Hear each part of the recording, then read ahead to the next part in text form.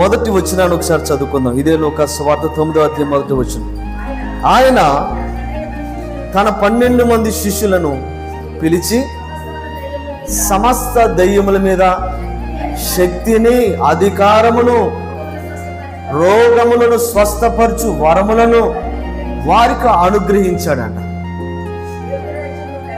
వారు ఏం చేస్తున్నారు? దేవుడి రాజ్యం ప్రకటించుచు రోగులను స్వస్థపరుస్తూ ఉన్నారు. హల్లెలూయా.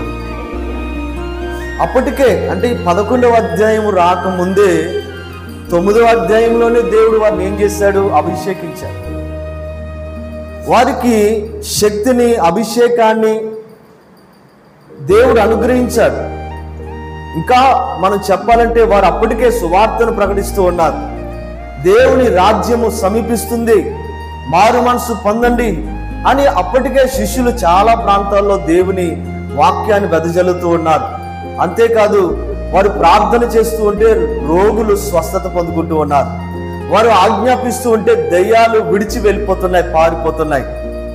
అద్భుతాలు జరుగుతున్నాయి, ఆశ్చర్యకార్యాలు జరుగుతున్నాయి, గొప్ప కార్యాలు జరుగుతున్నాయి. అటువంటి శిష్యులు, అంత గొప్ప పరిచర్య చేస్తున్నటువంటి శిష్యులు మరలా యేసుప్రభుని ఏమడుగుతున్నారండి? ప్రార్థన చేయటం నేర్పించాయి అని అడుగుతున్నారు. అసలు మనము ఈ మాట ఆలోచిస్తే మనకు ఆశ్చర్యం కలుగుతుంది. వాళ్ళు ప్రార్థన చేస్తేనే కదా రోగులు స్వస్థ పొందుతున్నారు. అప్పటికే వాళ్ళు ప్రార్థన చేస్తేనే కదా దయ్యాలు పారిపోతున్నాయి.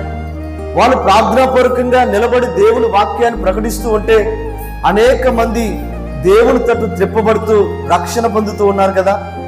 అటువంటి శక్తి కలిగినటువంటి దైవజనులు యేసు ప్రభు దగ్గరికి వచ్చి మాకు ప్రార్థన చేయటం నేర్పించాయా అంటే మనకు ఆశ్చర్యం కలిగించింది. కానీ వాస్తవానికి వారు అడుగుతున్నది ప్రార్థన రాక కాదు.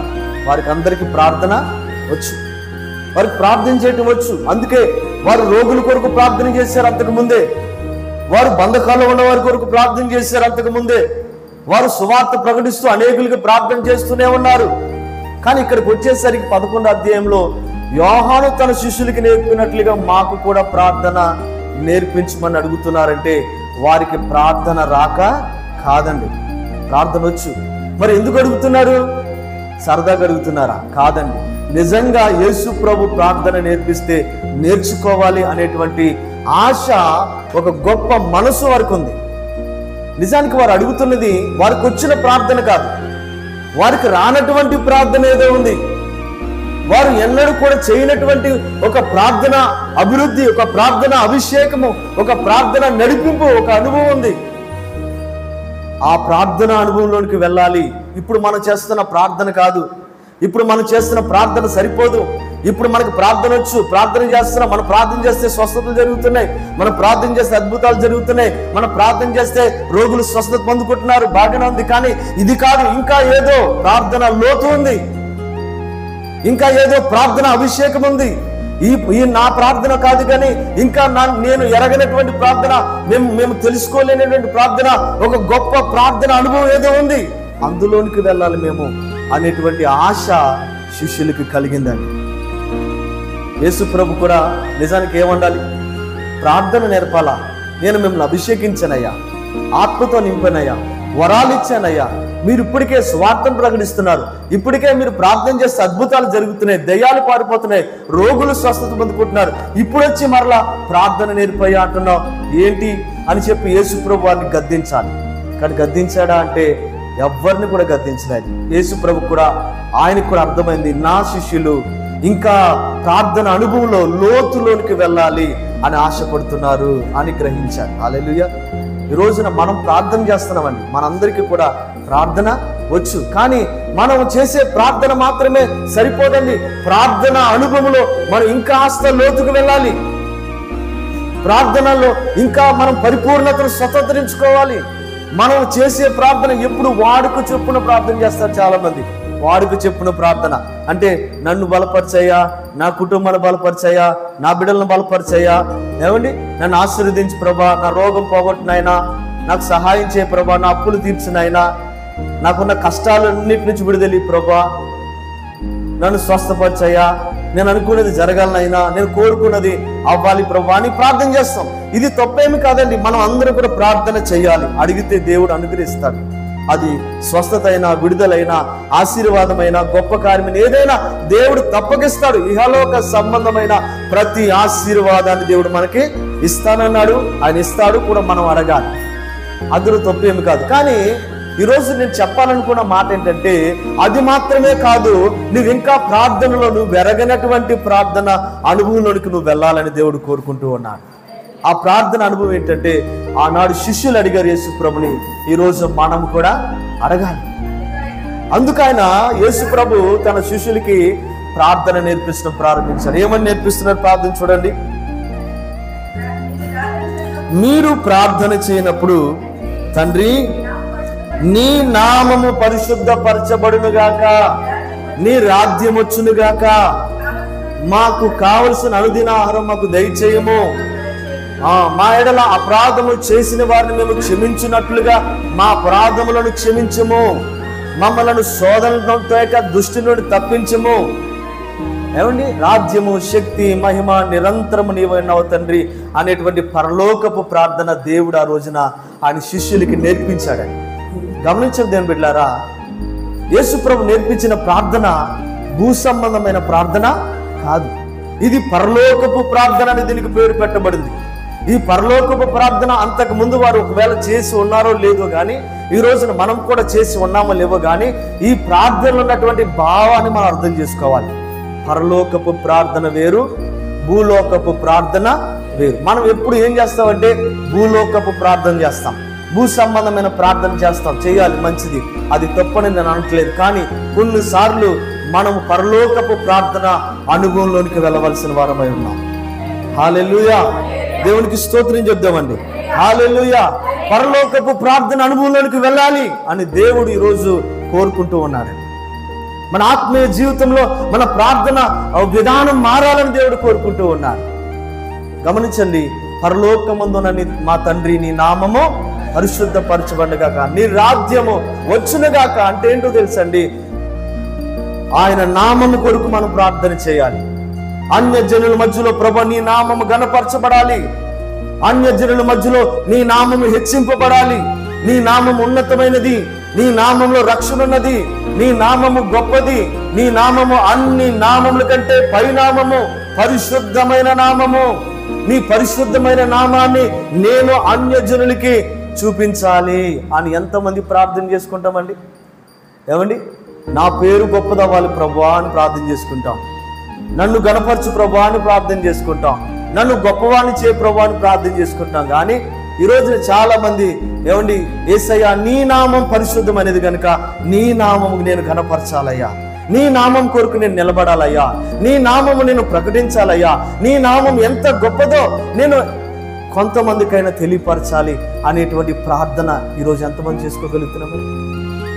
యేసు ప్రభు శిష్యులకు నేర్పిస్తున్న ప్రార్థన ఏంటంటే ఈ ప్రార్థన, మీరు దేవుని నామము గణపరచడానికి ప్రార్థన చేయండి. మొదట నా నీతిని, నా రాజ్యమును మీరు వెతకండి, అప్పుడు అన్ని దేవుడు మనకు అనుగ్రహిస్తాడండి. ఇక్కడ మనం చూస్తున్నాం, నీ నామము పరిశుద్ధపరచబడునుగాక, నీ రాజ్యము వచ్చినగా. దేవుని రాజ్యము కొరకు ప్రార్థన చేసుకునే వాళ్ళు బహు తక్కువగా ఉంటారు. పరలోక రాజ్యం ఒకటి ఉన్నది, దేవుని రాజ్యం ఉన్నది. అక్కడ అంధకారము లేనిది, ఆకలి దప్పుకులు లేనివి, ఏమండి కష్టాలు నష్టాలు లేని రాజ్యం ఉంది, బాధలు లేని రాజ్యం ఉంది, వ్యాధులు లేని రాజ్యం ఉంది, ఆకలి దప్పికలు లేని రాజ్యం ఉంది. ఆ రాజ్యము ఎవరు స్థాపిస్తున్నారంటే మనము ఎవరినైతే ఆరాధిస్తున్నామో ఆ యేసు ప్రభు స్థాపిస్తూ ఉన్నాం. ఆ రాజ్యము కొరకు ఎంతమంది ప్రయాసపడుతున్నారండి, ఎంతమంది ప్రార్థన చేసి ప్రభువా నీ రాజ్య వారసుడిగా నన్ను చేయనయ్యా, నీ రాజ్యము కొరకు నన్ను సిద్ధపరచు ప్రభువా, ఈ లోకంలో నేను నీ రాజ్య వారసుడిగా నేను జీవించాలి, నీ రాజ్యం ఉంది, నీ రాజ్యం వస్తుంది, నీ రాజ్యం ఉంది ప్రభా, నీ పరలోక రాజ్యము కొరకు నన్ను సిద్ధపరచు అని ఈరోజు ఎంతమంది ప్రార్థన చేసుకోగలుగుతున్నామండి? యేసు ప్రభు శిష్యులకు నేర్పిస్తున్న ప్రార్థన అదే. వాళ్ళకి రాని ప్రార్థన దేవుడు నేర్పిస్తున్నాడు. ఈ రోజున మనకు కూడా దేవుడు నేర్పిస్తున్నాడు. దేవుని రాజ్యము కొరకు మనము ప్రార్థన చేసుకోవాలి. 10 మంది కన్యకుల కొరకు మనం ఉపమానం చాలాసార్లు విన్నాం. 5 బుద్ధి కలిగిన కన్యకులు, 5 బుద్ధి లేని కన్యకులు. ఏమండి, పెళ్లి కుమారుడు వచ్చినప్పుడు ఆ స్వరం వినపడినప్పుడు ఏమండి సిద్ధపడినటువంటి కన్యకులు ఆయనతో పాటు ఎత్తబడ్డారు. సిద్ధము లేనటువంటి కన్యకులు విడబడ్డారు. 10 మంది కన్యకులే, 10 మంది ప్రభుని ఎరిగిన వారే, 10 మంది ప్రార్థన తెలిసిన వారే, 10 మంది వాక్యము విన్నవారే, 10 మంది భక్తుల్లో పెరిగిన వారే. కానీ 5 మాత్రమే ఎందుకు ఎత్తబడ్డారు? 5 ఎందుకు విడబడ్డారంటే ఒక 5 పరలోక రాజ్యం యొక్క అవగాహన ఉంది. దేవుడు ఉన్నాడు, దేవుడు ఆయన రాకడ ఉంది. ఏ సమయం ఆయన రాకడ వస్తుందో తెలియదు, ఎప్పుడు ఆయన బూర వినపడుతుందో తెలియదు. మనం సిద్ధంగా ఉండాలి. మన జీవితాలు మనం కట్టుకోవాలి, మన పొరపాట్లు మనం సరి చేసుకోవాలి, మన లోపాలు మనం సరి చేసుకోవాలి. మనము దేవుని రాజ్యానికి హక్కుదారులుగా, పాత్రదారులుగా, మనం యోగ్యులుగా జీవించాలి అనేటువంటి భయముతో, భక్తితో, సిద్ధపాటుతో ఉన్నారు. కాబట్టి 5 కన్యకులు ఎత్తబడ్డారు. ఒక మాటలో చెప్పాలంటే దేవుని రాజ్యము కొరకు వారు ప్రార్థన చేస్తూ ఉన్నారు అని చెప్పొచ్చు. హల్లెలూయా. ఈరోజు మనం ఎలా ఉన్నాం? మన ప్రార్థన అనుభవం లోతునకు నడిపించబడాలని దేవుడు కోరుకుంటూ ఉన్నాడు. నీ చిత్తము పరలోకమందు నెరవేర్చబడినట్లు భూమి మీద నెరవేరునుగాక. ప్రభువా, నీ చిత్తమే నెరవేర్చయ్యా అని ఈరోజు ఎంతమంది ప్రార్థన చేసుకోగలుగుతామండి? ఎప్పుడు చూసినా అది ఎటువంటిదైనా పర్వాలేదు ప్రభా, ఏమైనా పర్వాలేదు, నాకు అదే కావాలి, నాకు అదే ఇష్టం అని ప్రార్థన చేసుకున్నవారు ఉన్నారు. కానీ ప్రభువా, నా ఇష్టం కాదయ్యా, నీ చిత్తం ఏదుందో అదే నాకు దయచేయి, నీ చిత్తములో నడిపించు, నీ చిత్తములో నన్ను బలపరచు, నీ చిత్తములో నిలబెట్టు, నీ చిత్తమే నెరవేర్చని ఎంతమంది ప్రార్థన చేసుకుంటామండి? ప్రార్థన లోతుది. హల్లెలూయా. నీ చిత్తమే నెరవేర్చు ప్రభువా అని ప్రార్థన చేసుకోవాలి. నీ చిత్తమే. యేసు ప్రభు ప్రార్థన చేస్తున్నారు గెత్సేమనే తోటలో. ఏమని ప్రార్థన? కన్నీళ్లతో ప్రార్థన చేస్తున్నారు. ఆయన చెమట రక్తములాగా కారుతుందంట. ఏమని ప్రార్థన చేస్తే, ప్రభువా తండ్రి, ఇదిగో నీ చిత్తమైతే ఈ గిన్నె నా యుద్ధం నుంచి తొలగించు ప్రభా. ఆయన నేను అడుగుతున్నానని కాదు, కానీ నీ చిత్తమే నాకు సిద్ధించునుగాక అని ప్రార్థన చేశాను. హల్లెలూయా. ప్రభువును వెంబడిస్తున్న మనము ప్రార్థన లోతులోనికి వెళ్ళవలసి ఉన్నది. శ్రమైన పర్వాలేదయ్యా, కష్టమైన పర్వాలేదు, నష్టమైన పర్వాలేదు, నేను ఈ విధముగా ఈ శ్రమల గుండా వెళ్ళటము, ఈ నష్టము గుండా వెళ్ళటము, ఈ కష్టాల గుండా వెళ్ళటము నీ చిత్తమైతే నాకేం పర్వాలేదయ్యా, నేను నీ కొరకు నిలబడతాను అని ఎంతమంది ప్రార్థన చేసుకోగలుగుతారండి ఈ రోజున? హల్లెలూయా. నీ చిత్తమే. మోషే అంటాడు, ప్రభా ఇదిగో ఐగుప్తి సుఖభోగముల కంటే, ధన ధాన్యముల కంటే దేవుని ప్రజలతో నింద అనుభవించుట, శ్రమ అనుభవించుట నాకు మేలయ్యా, అదే నాకు కావాలని కోరుకున్నటువంటి మోషే. ఎందుకంటే అది దేవుని చిత్తమని తెలుసుకోగలిగాడు ఆయన.